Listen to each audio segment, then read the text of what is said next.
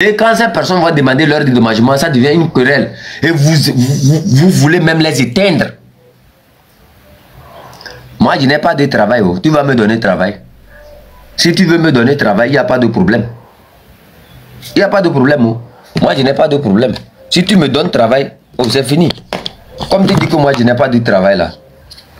C'est vrai, je n'ai pas de travail. Si tu me donnes travail tout à l'heure, je vais laisser même comment je fais là, TikTok là. Hein? Je vais laisser TikTok là, je vais venir faire ton travail. Tu vas me donner travail, non? Ah, il faut être sérieux. Il faut être sérieux. Agbasivi Damoron a fait tel. Agbasivi Damoron a fait tel. Agbasivi Damoron a fait tel. Tabron a fait tel. Walnov a fait tel. Chef Kanto a fait tel. Dissouro a fait tel. Ils sont devenus, ils se prennent pour des leaders. Nous, on ne se prend pas pour des leaders. C'est-à-dire, tu es en train de voir ce que le peuple est en train de te montrer. C'est-à-dire, c'est le peuple qui parle derrière nous. Nous, on ne parle même pas qu'on veut être leader de quelqu'un. Nous, on dit, nous tous, nous sommes des Togolais. Nous avons un amour pour ce pays-là. Il faut le libérer. Il faut penser le Togo d'une autre manière. Ou les enfants. Ou s'il y a 100 francs au Togo, là. Hein, que on est même 100 Togolais. Il y a 100 francs, que chacun prenne un franc dans sa poche. Parce que c'est notre richesse. C'est une richesse à nous tous. C'est l'héritage que nos parents nous ont légué. C'est ce que nous sommes en train de dire. Vous voyez? Mais quand il s'agit d'un pays et chaque enfant se bat, tu ne sais pas ce qui est essentiel, de l'important. Toi, tu mélanges l'essentiel de l'important. Comment tu veux que les Togolais te suivent? Les Togolais ne te suivront pas aujourd'hui, ils ne vont pas te suivre demain.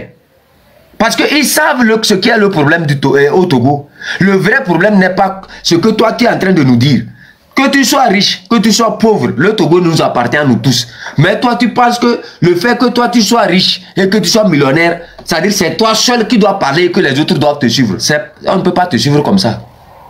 C'est faux. Le fait d'être Togolais, là, hein, ce n'est pas mesuré par la richesse ou bien par, comment on appelle ça, par l'argent que tu possèdes. Tant que tu es père, mère, tu as déjà la nationalité là. Tu es Togolais. Tu comprends ça?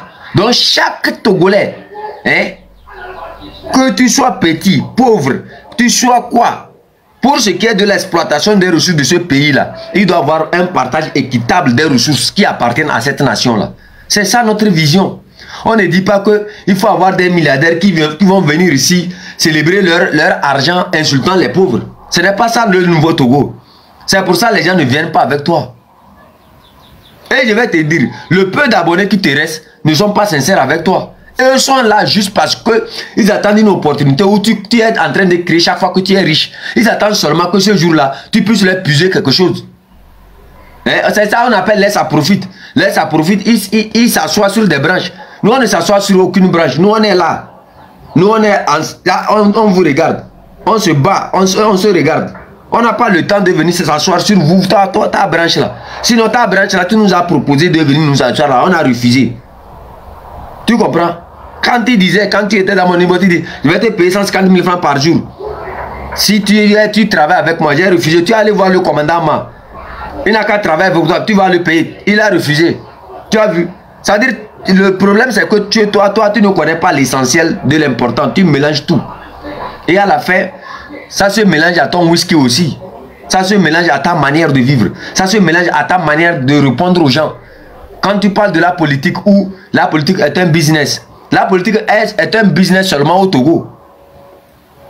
Tu comprends? Il ne faut pas mélanger business et politique. D'autres présidents ont eu à dire, si tu veux être riche, ne viens pas en politique. Je vais t'expliquer ça ici. Si tu veux être riche, ne viens pas en politique.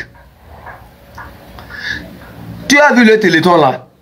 Si moi je voulais être riche là, hein, j'allais demander aux gens de cotiser, j'allais créer un truc où je vais demander aux gens de cotiser seulement pour moi. Tu comprends ça? C'est ça en fait la richesse. C'est ça en fait le business. Mais quand j'appelle à tous les Togolais d'aller cotiser sur le Téléthon d'aller cotiser sur le Téléthon là, je n'ai rien dedans. C'est-à-dire, j'ai dit aux gens, vous me suivez non? Oui. Allons-y cotiser pour le Téléthon. Pour qu'on puisse aider les prisonniers, leurs familles, les affaires des avocats, tout ça là. Allez-y, mettez l'argent sur le Téléthon. Je serais un businessman. Je serais quelqu'un qui cherche l'argent. J'allais demander aux gens, non, n'allez pas sur le téléthon, mettez l'argent sur le compte du chef canton. Tu vois? C'est pour ça qu'on dit, en politique, on ne vient pas pour s'enrichir. C'est la définition de la richesse, hein, de la politique que toi tu as là. C'est celle que Faure Gnassingbé a toujours fait, et son père a fait toujours durant 60 ans. Vous venez en politique, d'abord tu as fait une bonne lecture. Ça permet aux gens de distinguer réellement l'essence que tu as, si tu es présent demain. Ça permet aux Togolais de savoir exactement quel type de personne tu es. On travaille pour une nation est différent, je travaille pour moi personnellement. Quand tu travailles pour une nation, ça ne t'appartient pas. Ce profit va dans la poche de tout le monde. Ça ne va pas dans ta poche. Ce n'est pas un business. Ce n'est pas un business. C'est Faure qui a pris ça là comme un business. Donc, c'est-à-dire, toi et Faure Gnassingbé et le système RPT, vous êtes la même chose. Hein? Le M66 a bien fait de te dire des vérités. Avec la naissance du M66, on a su réellement quel type de politicien vous êtes. Vous n'incarnez pas les valeurs d'un nouveau changement. Vous êtes là, vous voulez seulement remplacer, hein, la tête. En fait, c'est toi en fait le problème. J'ai fini par comprendre que Marc Nda était un vrai problème. Vous voyez, en fait, c'est lui qui crie que le M66 ne veut pas. Eux veulent seulement changer Faure Gnassingbé par le système. En fait, c'est lui qui ne veut pas. Par tes déclarations, par ta manière de t'exprimer, par ta manière de répondre aux questions des gens, ça prouve à bon escient que c'est toi en fait qui ne veux pas le remplacement du système. Tu dis que la politique c'est un business. Faure aussi, la politique c'est un business. Mais comment maintenant toi tu peux représenter le nouveau Togo? C'est-à-dire toi et lui c'est la même chose. En fait, c'est nous en fait qui crions que on doit changer tous les systèmes, tout Faure Gnassingbé, tout ce qui ne va pas. Et que le Togolais doit profiter de la richesse qui représente vraiment le nouveau Togo que chacun d'entre nous veut qu'il soit. Toi, tu es un vrai problème, je te dis ça.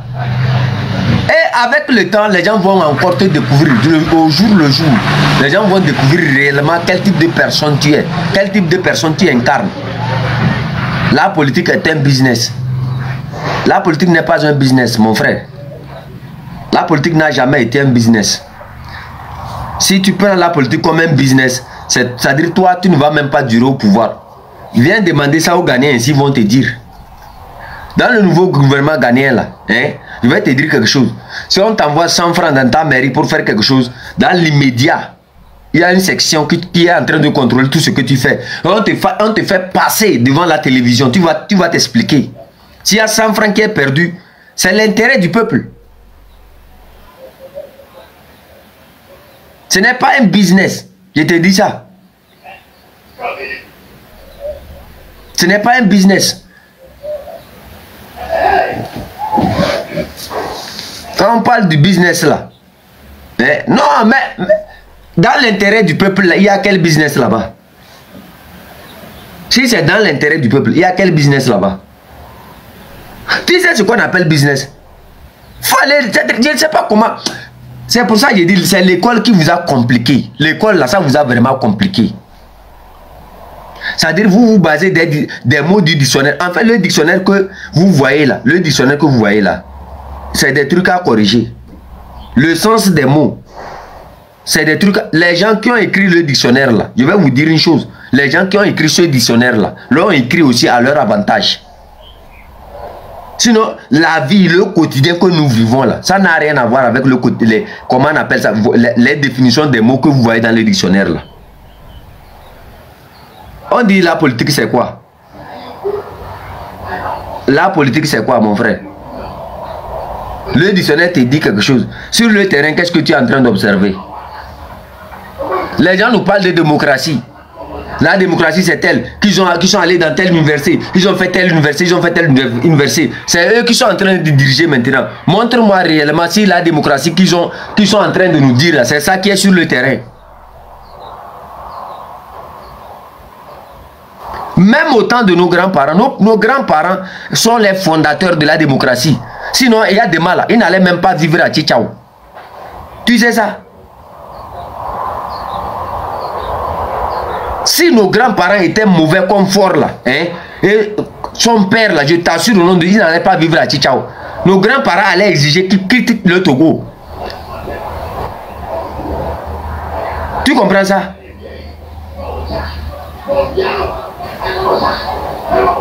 C'est-à-dire, vous savez, moi je vous ai dit, moi je ne me mélange pas. Quand lui parle du business là, quand Marc Nda est en train de parler du business là, hein, c'est une manière pour vous dire que ce que les autres sont en train de faire, ils le font à leur avantage. Nous on ne cale personne. Nous on ne cale personne chez nous. Nous on dit aux gens que chacun participe, que chacun fasse ce qu'il veut. Que chacun, si seulement tu es Togolais là, bats-toi pour libérer le Togo. Regarde, la politique est un vrai business. Seuls les hommes qui ont des business peuvent réussir. Non, c'est ça, ils ont mis dans votre tête. Je vais te dire une chose. C'est ça, ils ont mis dans ta tête. C'est ça en fait. C'est ça en fait le vrai problème. On a des gens qui aiment leur pays, qui veulent vraiment libérer ce pays-là. Mais on a des gens, eux, ils rentrent dedans parce qu'ils veulent gagner de l'argent. Tu comprends ça? C'est ça en fait le vrai problème. Si tu veux gagner de l'argent, reste en dehors de la politique. Va faire tes business. Reste là-bas. Et laisse. C'est ça qui fait que quand ceux qui aiment l'argent, ceux qui veulent gagner de l'argent, prennent en fait la tête de l'État. C'est ça qui devient un peu compliqué pour le citoyen. Vous me comprenez? C'est-à-dire, eux prennent là-bas parce qu'ils ont des entreprises, ils ne veulent pas payer des taxes. Ils prennent là-bas parce qu'ils ont des entreprises, ils veulent utiliser le nom qu'ils ont, président et autres, pour faire des prêts pour leur entreprise. Pour donner des marchés à leurs entreprises. Ouais, c'est ça en fait le vrai problème. C'est ça le vrai problème. Les gens prennent, c'est-à-dire quand il prend la tête de l'État, il a déjà, comment on appelle ça? Il a déjà ses entreprises. Et les marchés en fait, qui sont, c'est-à-dire destinés à tout le monde, ils canalisent. Vous ne voyez pas le système de fort. Ingrid Awadi a ses entreprises, les autres ont leurs entreprises. Et les marchés sont seulement distribués entre eux là-bas. Normalement, est-ce que ça ne devrait pas profiter à chaque entreprise? On fait les appels d'offres. Chacun vient avec ses compétences, avec ce système, que l'entreprise soit compétente ou non, parce que c'est lui qui a la tête, il décide. Prends le marché, va gérer. En fait, c'est ça les gens veulent faire. Vous voyez pourquoi Marc Nda, son train a échoué? C'est pour ça que le train a échoué. Parce qu'il veut prendre le truc là. Il veut seulement être présent et faire valoir, c'est-à-dire au niveau des marchés là. C'est ça, il a perdu, ça lui fait mal. Toi, je savais très bien que tu n'étais pas sincère depuis que tu es ici. Ce n'est pas normal. Ce n'est pas normal que les gens là ne tombent pas vite vivants. Maintenant, il faut commenter encore. Commente encore. Je vous ai dit le vrai problème. Même ces derniers temps, le Ghana a le même problème ici. Dans l'ancien gouvernement, il y avait un député. Parce que il a créé une entreprise là où, c'est-à-dire les appels d'offres, tout ça, c'est lui qui prenait quoi. Il a su profiter de ça. Actuellement, c'est devenu un problème pour lui. C'est devenu un problème pour lui. On dit tout ça appartient au peuple. Toi, tu viens parce que tu as déjà tes entreprises. Même s'il y a quelqu'un qui est compétent quelque part, il vient, il présente son truc. Vous ne le prenez pas. Vous dites non, vous avez déjà vos entreprises. Et le pays est géré en famille. Le pays est géré entre eux seulement. À la fin, qui installe le désordre? Quand tu prends la politique comme du business là, toi tu ne feras même pas 5 ans au pouvoir. Je te dis ça. Si toi tu prends la politique comme du business, tu ne feras pas 5 ans au pouvoir.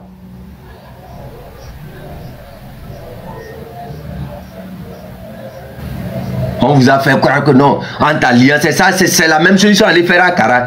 Oui, vous suivez les opposants là, combien les opposants là vous donnent? Il faut être avec UNIR, il faut rester avec UNIR, UNIR a l'argent, et tu es toujours avec eux. À la fin, combien tu as? Quand je prends l'exemple de Kegewe, ils ont dit que le business, c'est la politique, c'est du business. Ils sont derrière depuis il y a des mal. Ils ont gagné quoi?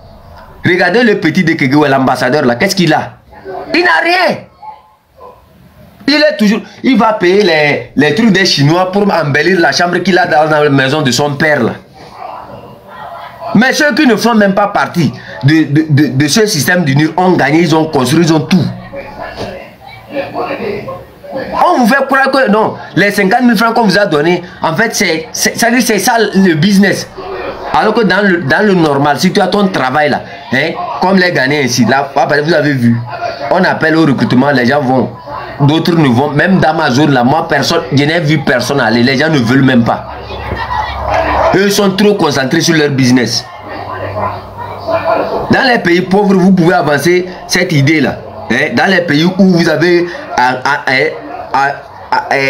siphonné les gens là, vous pouvez avancer ces idées là. La politique c'est un business. Si la politique était réellement un business, Babou a dit quoi? Si tu veux vraiment être riche, ne rentre pas en politique. Va construire tes entreprises. Va construire tes entreprises, tu es libre. Dangote n'est pas rentré en politique pour être milliardaire. Il est resté hors. Il n'a pas un parti politique. Lui, quand tout le monde vient au pouvoir, c'est comment gérer le pays qu'il importe. Comment faire pour que ces entreprises puissent marcher qu'il importe.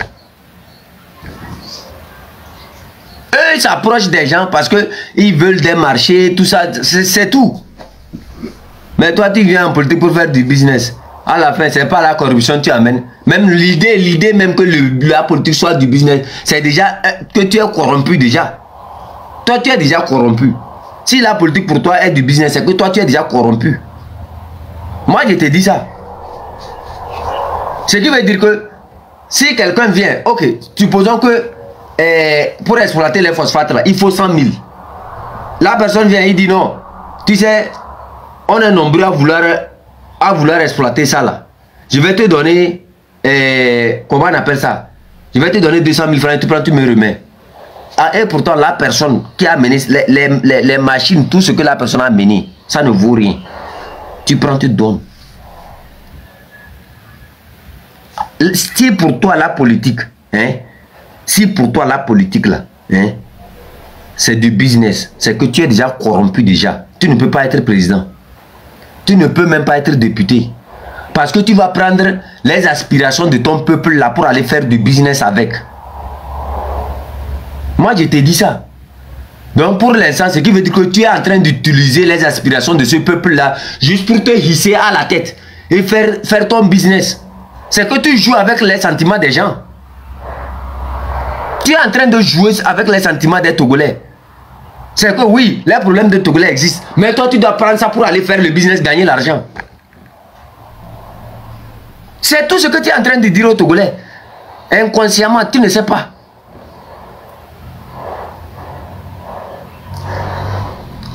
La définition que toi tu es en train de donner à ton business que tu fais en politique, là, je vais te dire comment le Togolais comprend ça. Hein? Le Togolais se dit que non. Eux là, ils viennent seulement pour prendre nos aspirations et aller s'enrichir. Donc, pour le Togolais là, la politique que toi tu es en train de voir n'est pas un business. Ce n'est pas un business. C'est pour d'abord le satisfaire. Tu comprends? Donc si tu veux satisfaire le Togolais, ce qui veut dire que si 100 francs rentrent dans la caisse, ces 100 francs doivent être utilisés dans la construction des routes, dans la construction des hôpitaux, des écoles. Tu comprends? Et comment créer les emplois. C'est tout ce que le Togolais attend de toi maintenant. Toi tu dis que tu veux prendre les hôpitaux pour faire le business avec. Tu veux prendre le marché des comment ils ont appelé les écoles pour faire le business. Tu veux prendre pour faire le business. Mais à la fin, ce qui veut dire que si 100 francs rentrent dans la caisse, toi tu vas prendre tout. Et pour ce qui est des besoins de la population, tu vas tout donner. Tu ne fais rien avec. Tu t'en fous des aspirations de ce pays-là. C'est que tu es déjà corrompu. C'est ce que moi je te dis, tu es déjà corrompu. Tu es quelqu'un qu'on ne peut plus utiliser. Mais attendez, ceux qui sont en train de faire le désordre, on va aller aux définitions et vous allez voir dans la réalité ce qui se passe. Vous avez des problèmes. Yeah. Toi, tu as pas rendu. Et c'est fini. D'accord. Oh, non. You know where.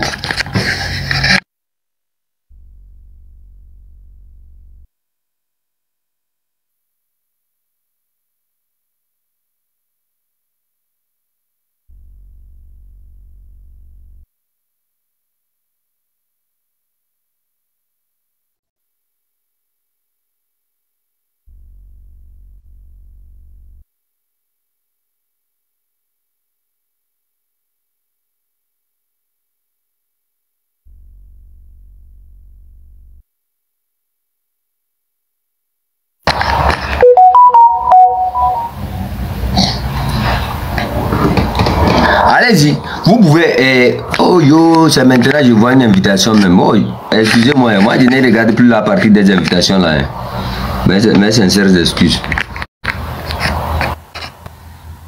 Allez-y, hein, écrivez, est-ce que la politique est un business? Hein? Je vais vous montrer ce que j'ai retrouvé sur mon serveur là. La politique n'est pas un business au sens commercial. La politique là, ce n'est pas un business au sens commercial. Mais c'est certains aspects. Vous êtes bête. Vous êtes bête même. Vous êtes tellement bête. C'est pour ça que je dis, lui ne sait pas. Marc Nda, son vrai problème, c'est qu'il ne sait pas ce qui est essentiel et ce qui est important. C'est ça son vrai problème. L'essentiel et l'important, il mélange tout.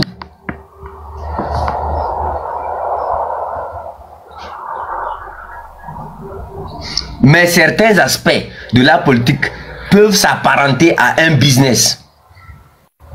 La politique est une pratique du pouvoir et de la gouvernance, tandis que le business est une activité orientée vers le profit. Vous comprenez? Cependant, le lobbying, les subventions, les contrats gouvernementaux et l'influence politique peuvent être considérés comme des formes. Vous comprenez? Peuvent être considérés comme des formes de business où des individus et des groupes recherchent des avantages financiers, comme l'explique le concept d'entrepreneur politique.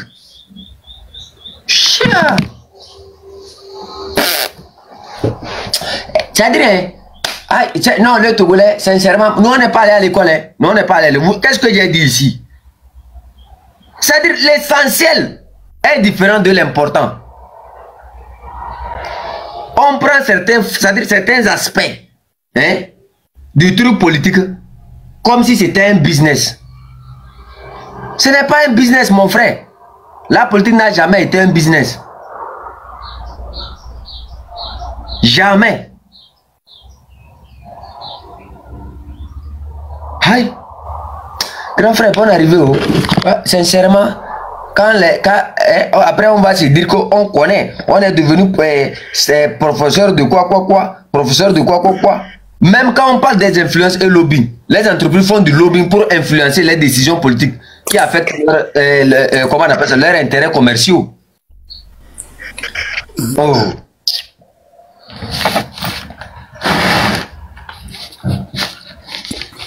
Bonjour, chef Canton. On est arrivé, grand frère. Oui, bonjour. Chef Canton, tu sais, oublie ce type-là. Oublie-le parce qu'il veut qu'on parle de lui. C'est pour cela qu'il fait des vidéos. Le premier objectif même de la politique, c'est quoi? Le premier objectif. Tu vois, c'est pour cela qu'il fait des vidéos pour provoquer les gens. Ce que nous allons faire, moi, ce qui m'intéresse... Du pouvoir, là, est-ce que c'est ça le business? Moi, ce qui m'intéresse, c'est d'encourager nos compatriotes du sud au nord, de l'est à l'ouest, pour qu'on dégage Fonia Simbela et son système. C'est ça qui est important pour moi. Parce que le temps passe, les choses s'endurcissent.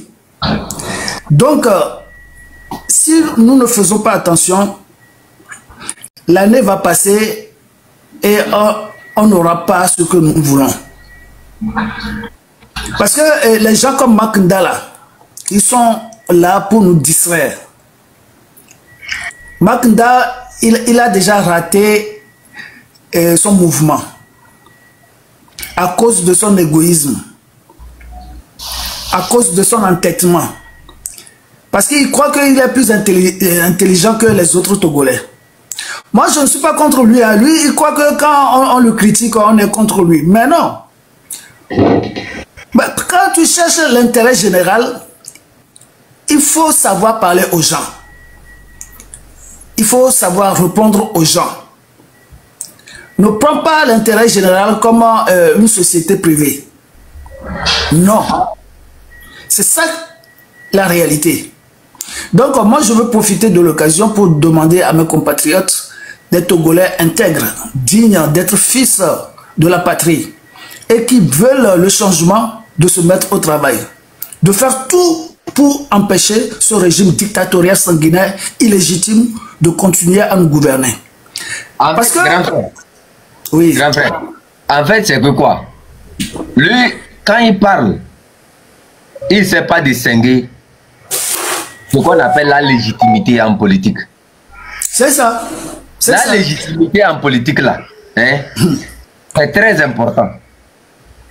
Tu vois? Le vrai, c'est-à-dire, Mark Ndal a un vrai problème.